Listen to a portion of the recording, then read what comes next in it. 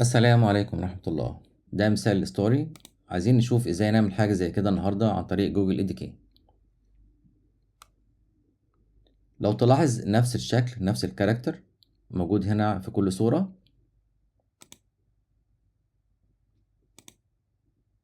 ده بيحكي شخصية واحد كان عنده فيجن عايز يكون الشركة بتاعته، ففكر ان هو يسيب الشركة، وهنا بقى بيلم حاجته، وهنا قاعد بقى في المعمل بتاعه بيخترع. بعد كده واقف قدام الشركة بتاعته وبس كده. دي أول ستوري. دي ستوري تانية. طفل كان عنده حلم يكون عنده شركة كبيرة، وهنا بقى بيخترع في المعمل بتاعه نفس الشكل. بص هنا الظريف بقى هنا هيجيبه لما يكبر. الشبه كبير جدا. تمام، دي تاني حاجة. تالت حاجة، بص شكل الطفل ده بيتكرر في كل صورة. ده راح هنا مدينة العجائب. طبعا هنا الترانزيشن سريع شوية بس نفس الكاركتر. ازاي بقى نعمل الكلام ده؟ وده رابع حاجة، يوم في حياة سوفت وير انجينير. ستاند اب الصبح كده قاعدين بقى بيتفقوا هيعملوا ايه بالظبط. هنا كودينج اند ديباجنج، وهنا كود ريفيو، وهنا بروبلم سولفينج قاعد مكشر. نفس الكاركتر ريفرنس عندنا موجود. ازاي بقى نعمل الكلام ده؟ تعال نبص مع بعض. ده التيم بتاعنا النهارده. عندي هنا ستوري بلانر ايجنت، ده اللي بيكتب بقى المشاهد نفسها، وكل مشهد المفروض يكون فيه ايه بالظبط.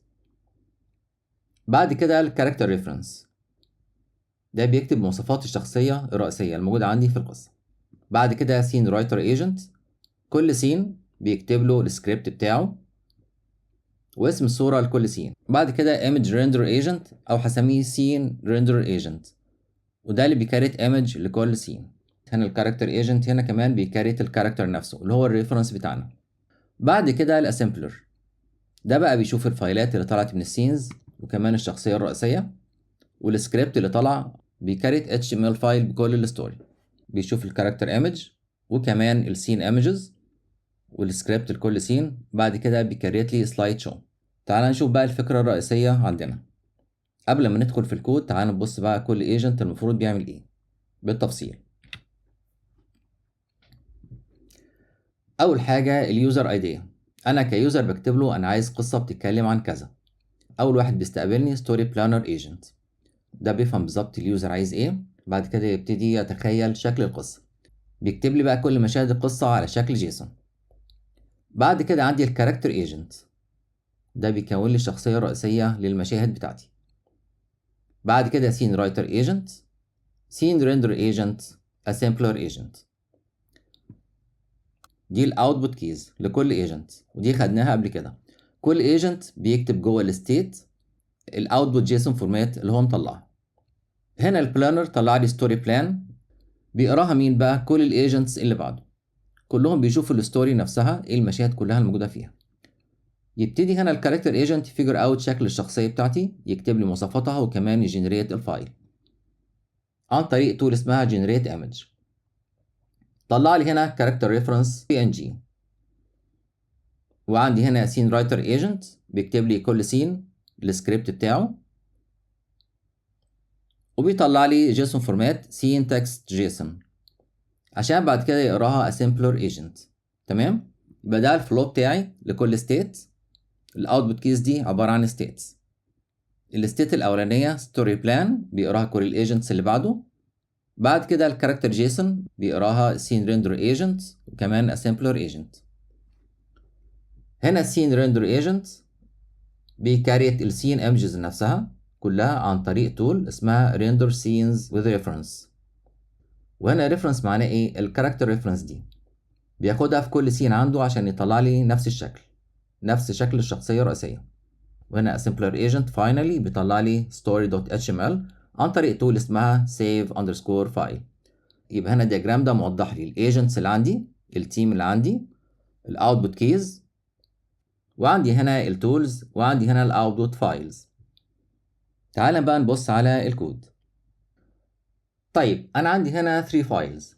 اول فايل اسمه agents، تاني فايل اسمه story team او المين فايل بتاعي، وتالت فايل هو التولز. اول فايل بكتب فيه كل الايجنتس بالسبيكس بتاعتهم. تعال نبص كده سريعا على الفايل ده. انا بعمل import للتولز، وهنا عندي طريقين عشان اعمل import. لو انا بستخدم ADK Web هستخدم السطر ده. لو انا بستخدم من فايل من غير ADK Web هستخدم السطر ده. تمام؟ دي اول حاجه. تاني حاجه كنت بجرب Llama مودلز، فبعرف له دلوقتي use Gemini true او false. وهنا بجرب في Llama مودلز، وهنا بكتب له Gemini text. هستخدم Gemini 2.0 فلاش. وهنا بقى بقرر الموديل حسب الفاريبل ده. بيساوي Gemini text لو كان use Gemini true else Llama model. تعالى بقى على أول agent story planner agent. الموديل بتاعه هو الموديل، النيم بتاعه description outlines the story into 3 to 5 scenes with file names. وهنا بقى instruction بقول دلوقتي you are the story planner based on the user's idea in the state user underscore idea if provided or the latest user message produce only this compact JSON. التايتل بتاع الستوري، السينز، كل سين هترقمه نمبر 1، التايتل بتاع السين description، المود بتاع السين image prompt file name. تكتبهم بالطريقة دي الفايل نيمز. الرولز بتاعتي بقى 3 to 5 scenes maximum according to the story drama. Each scene must include an exact file name like scene_01.png. وهكذا. Do not call any tools. Return only the JSON. بعد كده output key story_plan_JSON. يجي بعد كده الكاركتر agent. description بتاعه defines a character sheet and generates a reference image on disk. بيكريت لي الايمج بتاعة الكاركتر. هنا بقى بقول له انت مهمتك ايه بالظبط؟ read the planned scenes JSON اللي كان كتبها لي story planner agent اللي هي دي. هتكتب لي specs للشخصية الرئيسية، النيم بتاعه، الايج، face shape، hair style، hair color، وهكذا. وهنا لو عايز يتجنب شوية specs. بعد كده هتنادي على التول اسمها generate image. هتطلع لي الشخصية الرئيسية .png، هتطلعها لي في دايركتوري اسمه out. التولز هتستخدم تول اسمها generate image. الاوتبوت كي بتاعك هيكون character_JSON. بعد كده scene writer agent هيقرا story plan JSON وكمان character JSON. تكتب لي بقى الفايل نيم لكل سين، كمان سكريبت لكل سين. وهنا الرولز بتاعتك. الاوتبوت كي هيكون scene text JSON. scene render agent ده اللي بيكون image لكل سين. هيقرا برضو story plan JSON character JSON. هيطلع لي السينز، كل سين بالاسم ده scene_01 02 وهكذا image prompt. هتستخدم تول اسمها render scenes with reference. هتبعت لها ايه؟ هتبعت لها scenes JSON. ده جيسون بكل السينز. التول بتستقبلها وتعدي على سين وتعمل لها generation. والكاركتر ريفرنس عشان التول تاخد السين وتاخد الكاركتر ريفرنس وتطلع لي نفس الشخصية في كل سين. وهنا بقى assembler agent ده بقى بيعمل لي HTML story file، كمان بيكريت لي سلايد شو، وبيسيف كمان الفايل ده مع الايمجز. هتقرا كل الستيتس. بعد كده produce a complete single file HTML document with السبيكس بتاع الفايل ده. خلي بالك الصور هتقراها من scene_xx ودي بتعبر لي عن scene 1 2 3 4 وهكذا. هتكتب لي التايتل والسين تكست. هتعمل لي arrows كمان next to previous. بعرف له هنا الديفيجن بتاع كل سلايد يكون شكله عامل ازاي. هتنادي في الاخر على تول اسمها save_file تبعت لها story.html في نفس الاوتبوت دايركتوري. تستخدم تول اسمها save_file. بعد كده بكريت بقى sequential agent في كل agent بالترتيب. ده الفايل اللي بيجمع بينهم كلهم. بعرف هنا app name user ID session ID، شفنا الكلام ده قبل كده كتير. بعد كده session service in memory session service، ده اللي بسيف فيه كل الستيتس. هنا artifact service مش محتاجها دلوقتي لان انا بسيف كل الفايلز بره على الديسك. بعد كده الرنر بتاعي. بعد كده اليوزر ايدي، اليوزر بيكتب لي عايز قصه بتتكلم عن ايه بالظبط، وهنجرب اكتر من قصه. بنادي بقى على runner.run async، ببعت له اليوزر اي دي سيشن اي دي الكونتنت دي اللي هي ايه اليوزر اي دي، وبلوب على الايفنتس. وهنا التولز دي جنريت ايمج عن طريق جوجل نانو بانانا، وده الكود بتاع جنريشن. وهنا السينز بيستقبل سينز جيسون كاركتر ريفرنس باث اوتبوت دايركتوري، بيعدي هنا على كل سينز ويبتدي يكريت لي سين باي سين. تمام، بيبعت له ايه البرومبت وكمان ريفرنس بارت اللي هو الكاركتر ريفرنس بتاعي. تعالى بقى نشغل كده ونشوف ايه اللي هيحصل بالظبط. هدخل دلوقتي على story ADK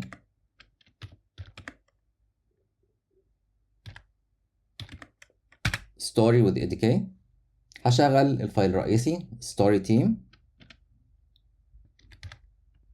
وادوس انتر. القصة بتاعتي عبارة عن ايه؟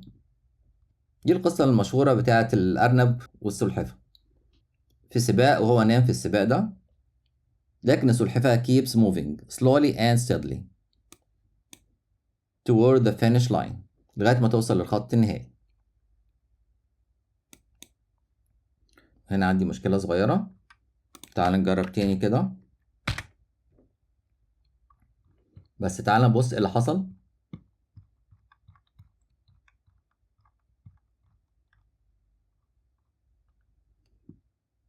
هنا اول ايجنت كتب لي التايتل بتاع الستوري، كتب لي كمان السينز.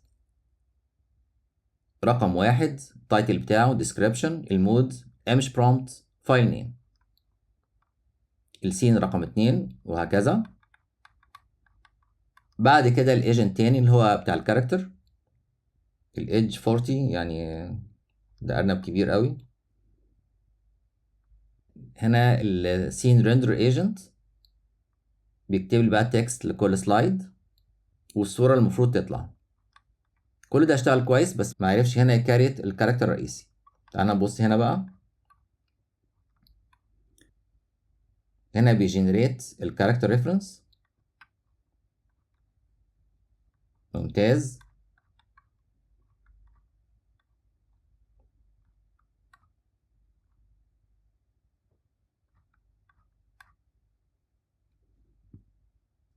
هنا بيكريت بقى السينز نفسها، وهنا الكاركتر ريفرنس.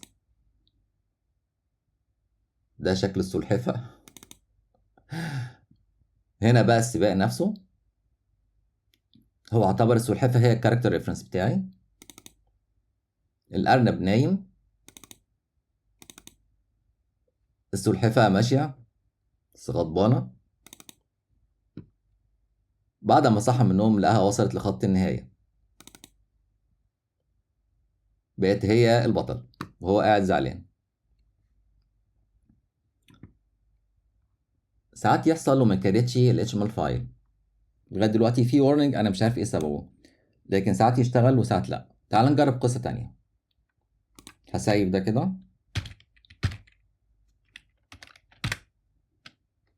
تعال نشيل الفايلز دي.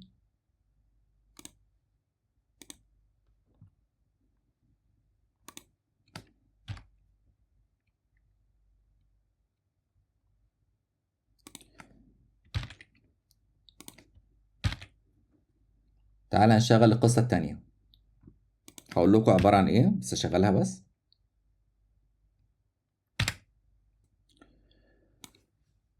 Twins across time، توأم عملوا صاروخ من الورق المقوى cardboard rocket واحد منهم سافر الفضاء ورجع لقى أخته كبرت في السن while he is still the same age. دي بيسموها twin paradox، اللي هو لو واحد سافر الفضاء ورجع بيلاقي أخوه أو أخته كبر جدا في السن، هو ما زال في نفس السن. دي طبعا relativity theory، دي طبعا نظرية نسبية. هنا عمل السينز.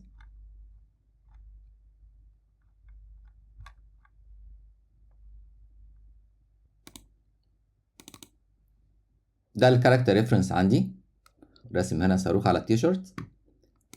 هنا سين رقم 1 بيعملوا الصاروخ بتاعهم، لسه بيكريت بقية السينز. هنا بيسمع متأخر معرفش ليه. ده آخر ايجنت عمل السينز، والايجنت اللي بعده بقى عمل HTML فايل اللي هو ده. ده بقية السينز. هو طار دلوقتي. هنا راح الفضاء رجع لقى أخته كبرت في السن وهو ما زال في نفس السن. حلو جدا. تعال نشوف كده الفايل نفسه. هنا عمل لي HTML فايل.